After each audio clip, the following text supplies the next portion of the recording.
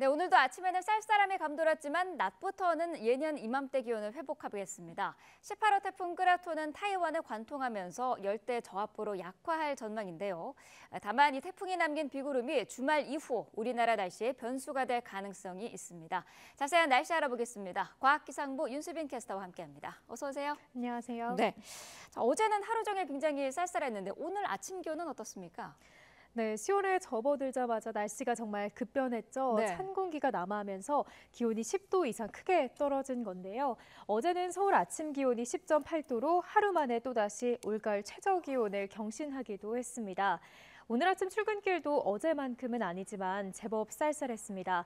서울 기온이 11.9도 등 대부분 10도 안팎을 보이며 평년 수준을 밑돌았고요.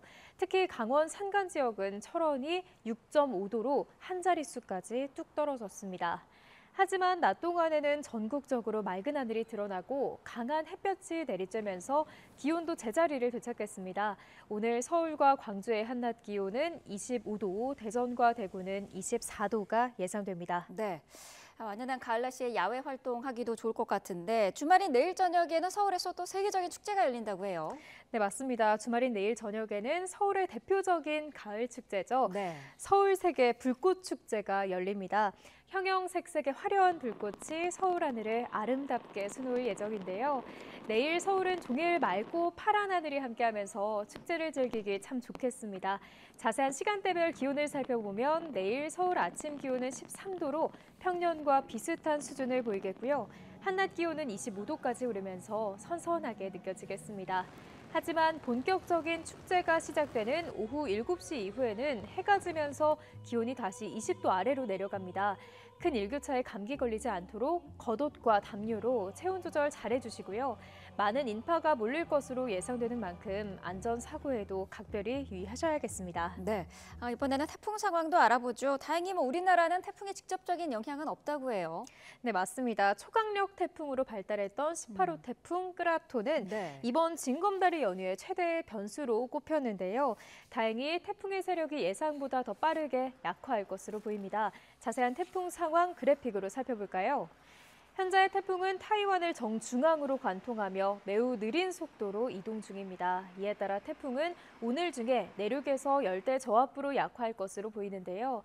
우리나라에 직접적인 영향을 주지는 않겠지만 태풍이 남긴 비구름이 해상으로 빠져나온 뒤 주말 이후 우리나라 날씨에 변수로 작용할 가능성이 있습니다. 현재 기상청은 휴일인 모레 서울 등 일부 수도권과 강원 북부를 제외한 대부분 지역에 비를 예보한 상태입니다. 비의 양은 제주도에 최고 40mm, 남부지방은 5에서 20mm로 많지는 않겠는데요. 다만 해안가를 중심으로는 비와 함께 바람이 강하게 불겠고 너울성 파도도 높게 일겠습니다. 저지대 침수 피해와 안전사고에 주의하셔야겠습니다. 이후 다음 주 날씨는 기상청이 오늘 오전 11시 브리핑을 열고 태풍 비구름의 이동 경로와 주말 이후 영향 정도에 대해 자세히 발표할 예정입니다. 앞으로 발표되는 최신 기상 정보를 참고해 주시기 바랍니다. 네. 마지막으로 다음 주 날씨도 전망을 좀 해주시죠. 네, 보통 이맘때 서울 아침 기온이 13도, 낮 기온은 23도 정도인데요. 네. 다가오는 일요일과 다음 주 월요일에는 곳곳에 비가 내리면서 기온이 일시적으로 내려갈 것으로 보입니다. 하지만 이후에는 다시 전국적으로 맑은 하늘을 되찾겠고요. 한낮 기온이 대부분 25도 안팎까지 오르면서 평년 수준을 다소 웃돌 것으로 보입니다. 다음 주 대체로 완연한 가을을 만끽하기 좋겠지만 당분간 기온 변화가 무척 심한 만큼 건강관리에 신경 써주시는 게 좋겠습니다. 네, 지금까지 과학기상부 윤수빈 캐스터와 함께했습니다. 고맙습니다. 감사합니다.